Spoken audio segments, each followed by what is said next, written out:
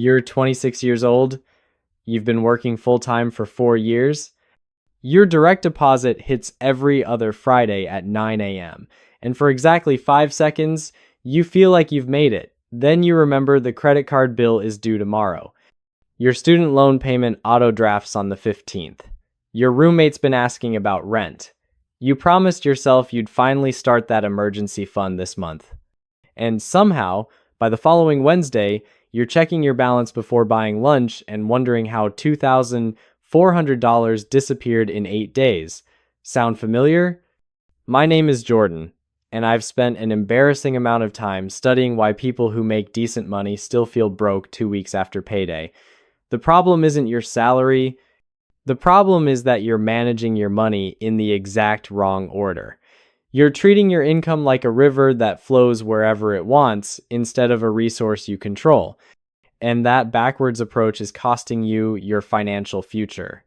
If you've ever looked at your bank account on payday versus 10 days later and genuinely had no idea where the money went, or if you've ever said out loud that you'll save whatever's left at the end of the month only to discover there's never anything left, stick with me. Because today we're talking about something that sounds absurdly simple, but will completely rewire how you handle money. We're talking about eating the frog on payday. Before you think I've completely lost it and started a channel about exotic cuisine, let me explain. Brian Tracy wrote a productivity book called Eat That Frog, and the premise is brutally straightforward. Do the hardest, most important task first thing in the morning. The frog is that ugly, intimidating thing you keep avoiding. In productivity, it's usually that project you've been procrastinating on for weeks. But when it comes to your paycheck, the frog is something most people never even think about doing. The frog is paying yourself first before you pay anyone else, before you buy anything else, before that money has a chance to evaporate into 100 small purchases you won't remember next month.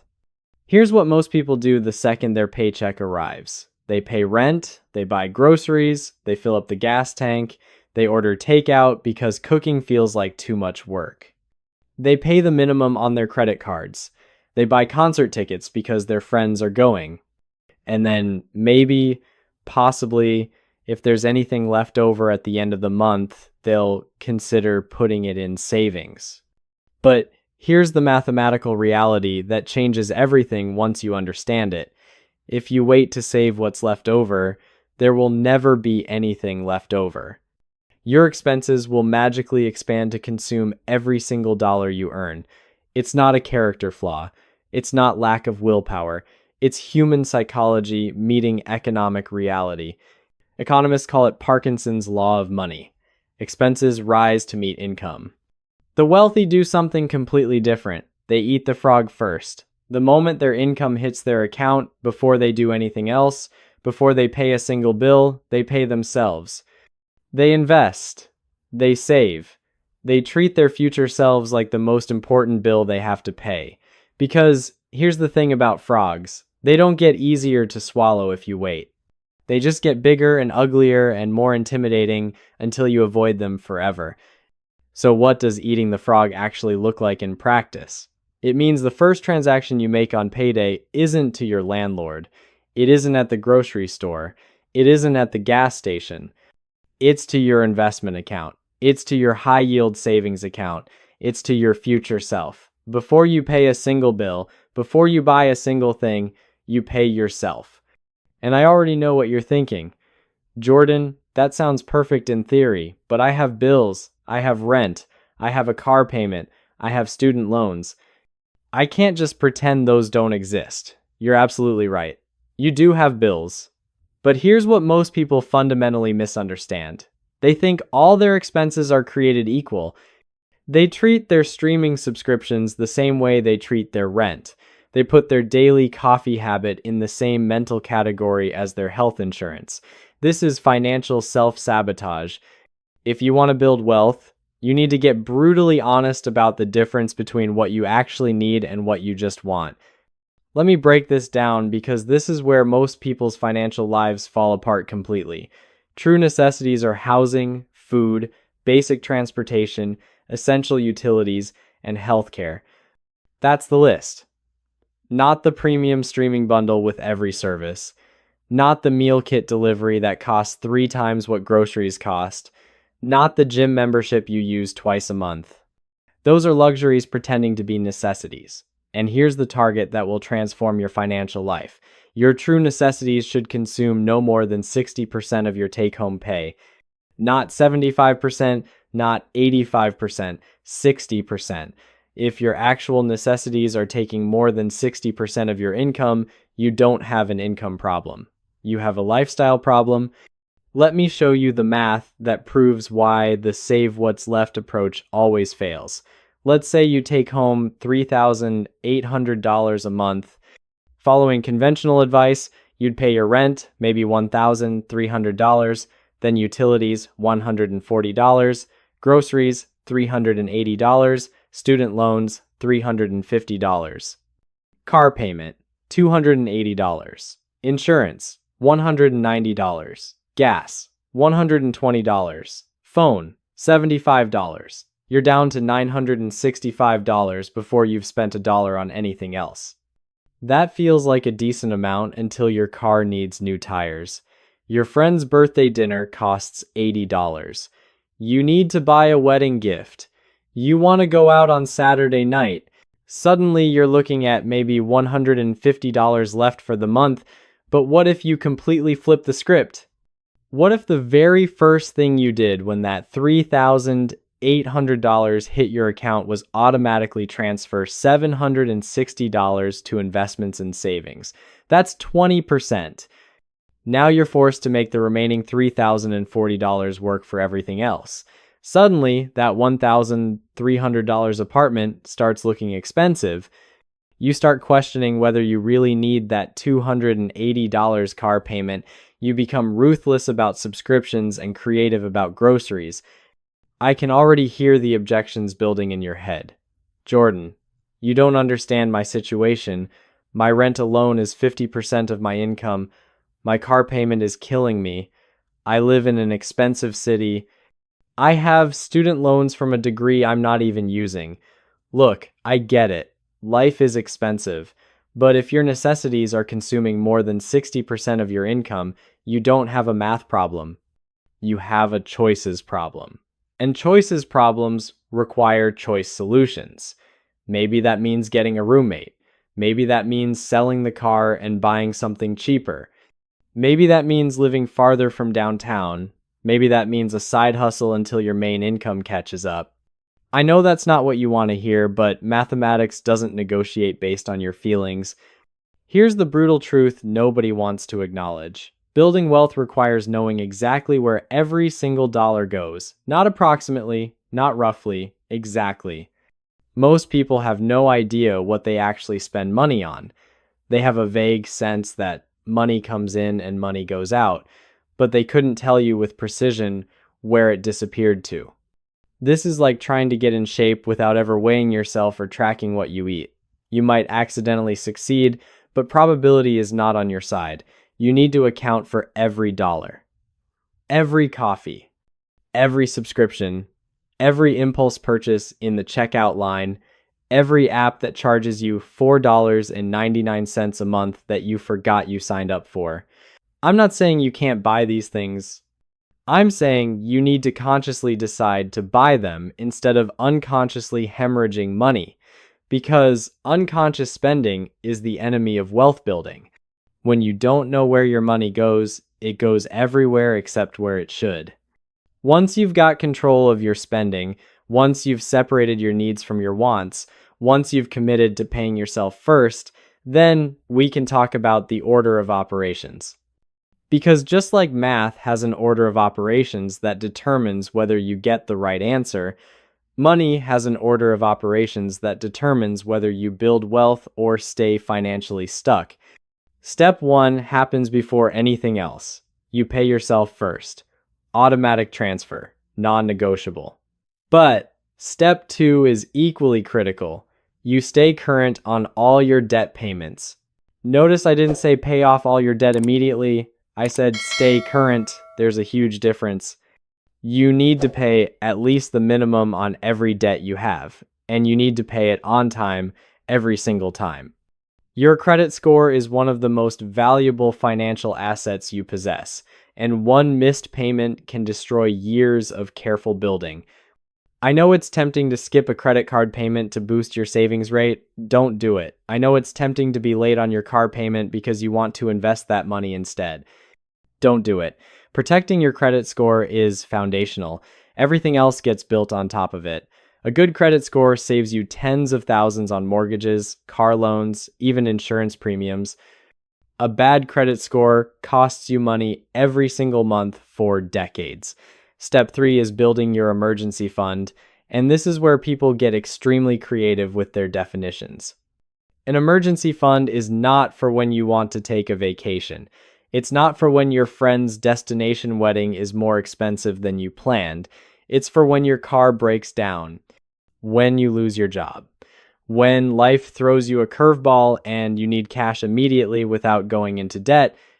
You need 3 to 6 months of your essential expenses sitting in a boring high-yield savings account, not invested in the stock market where it could drop 30% right when you need it, not tied up in crypto. Boring, liquid, accessible cash. Here's why this matters more than you think. Your emergency fund isn't just about having money for emergencies. It's about breaking the cycle that keeps you perpetually broke. When you don't have an emergency fund, every unexpected expense becomes a financial crisis. Your laptop dies, so you finance a new one at 22% interest. Your dog gets sick, so you put the vet bill on a credit card. Your phone screen cracks, so you borrow money from your parents who lecture you about responsibility. Each crisis pushes you further from wealth building and deeper into the debt spiral. But when you have that emergency fund sitting there, boring and predictable, something almost magical happens. Emergencies become inconveniences. Your laptop dies. You write a check. Life continues. No drama, no credit card debt, no borrowing from family, no derailing your entire financial plan because Tuesday threw you a curveball.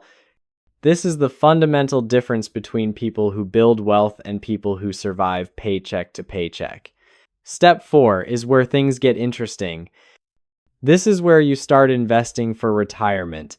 And I don't care if you're 23 or 53. This step is not optional. The most expensive words in the English language are "I'll start investing when I'm older," or "I'll catch up later," or my personal favorite, "I don't make enough to invest yet." Let me destroy that last one with basic math. If you invest $150 a month starting at age 25, assuming a 7% annual return, which is conservative for the stock market, you'll have over $390,000 by age 65. If you wait until you're 35 to start investing that same $150 a month, you'll have about $195,000. You literally cut your retirement in half by waiting 10 years. Time is more powerful than money when it comes to building wealth. You can't buy time back. You can start buying your future today. Now here's the part that makes me want to grab people by the shoulders.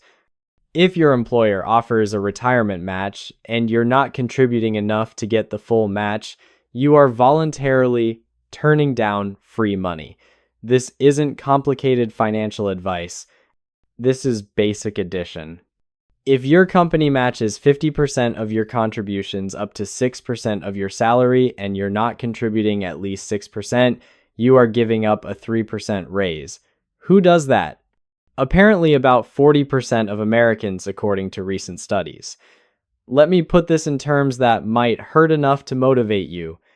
If you make $55,000 a year and your employer matches 3%, that's $1,650 of free money you're walking away from every single year.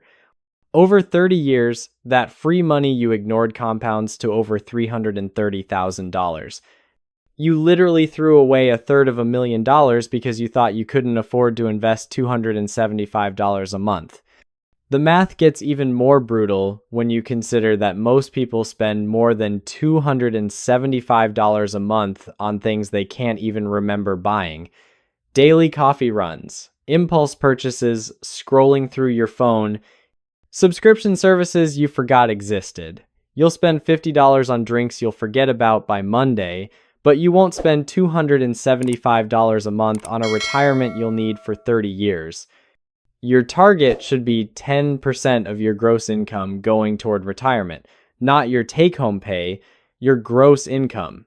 That includes your employer match if you're lucky enough to have one.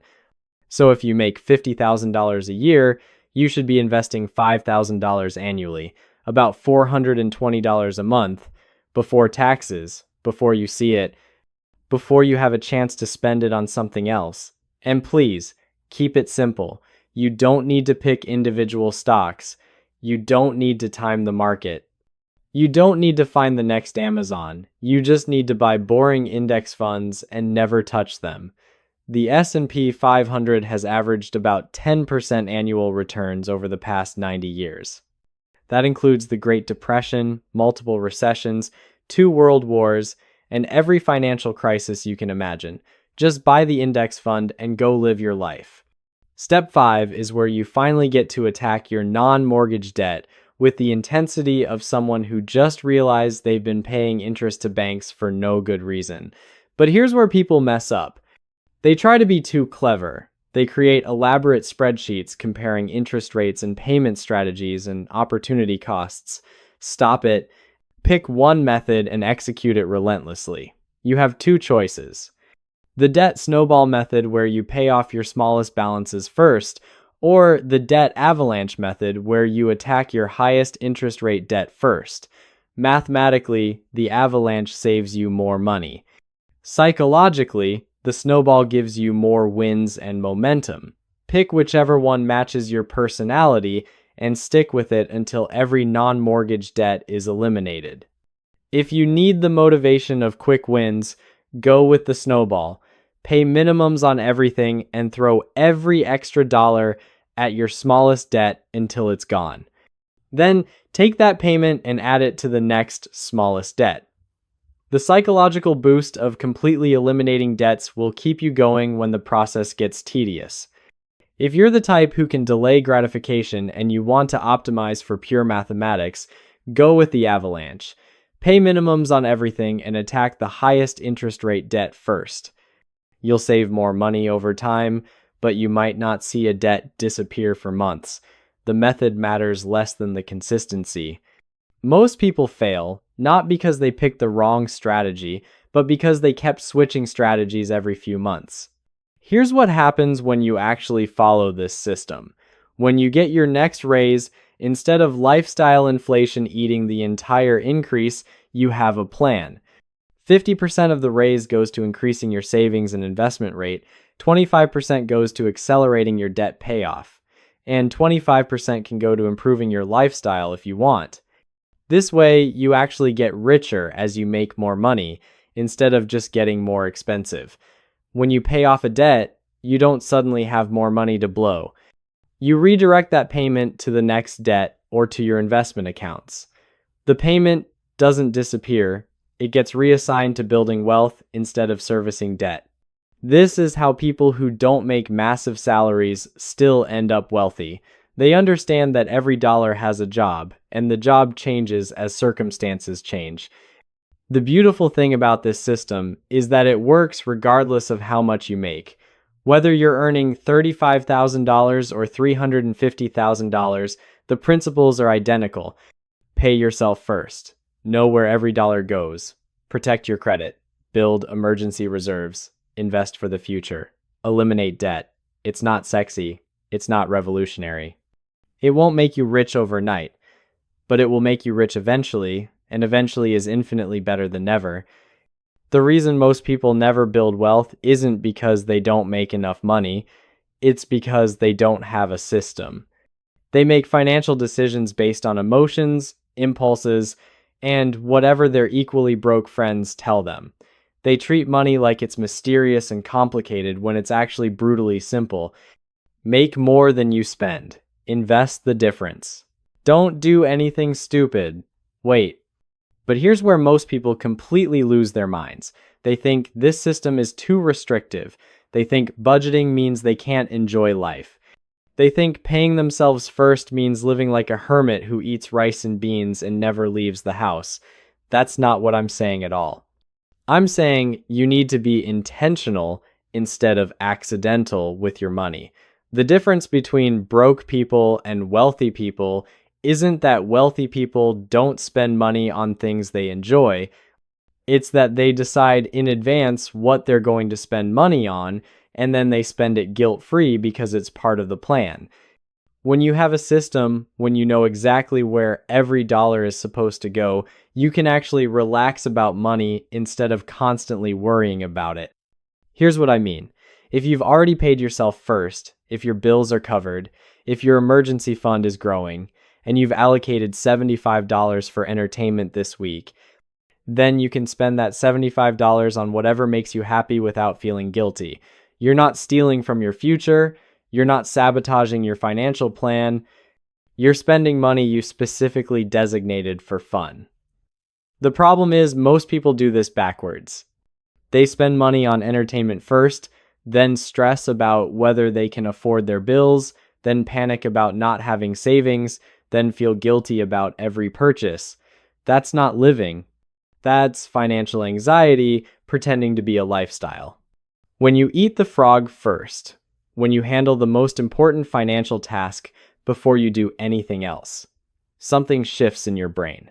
You stop feeling deprived and start feeling empowered. You stop feeling like money controls you and start feeling like you control money. And let me tell you what happens when you don't eat the frog. When you wait until the end of the month to see what's left for savings, when you treat investing like an afterthought instead of a priority, you become a financial procrastinator. You keep telling yourself you'll start saving next month. You'll invest when you get that promotion. You'll build an emergency fund after you pay off this one credit card. You'll start caring about your future self tomorrow. But tomorrow never comes. Next month turns into next year. That promotion gets absorbed by lifestyle inflation before you notice. The credit card gets paid off and immediately gets run up again because you never addressed the underlying spending habits that created the debt. So here's your choice. You can keep doing what you've always done and keep getting what you've always gotten, or you can swallow that frog on your next payday. Pay yourself first. Follow the system.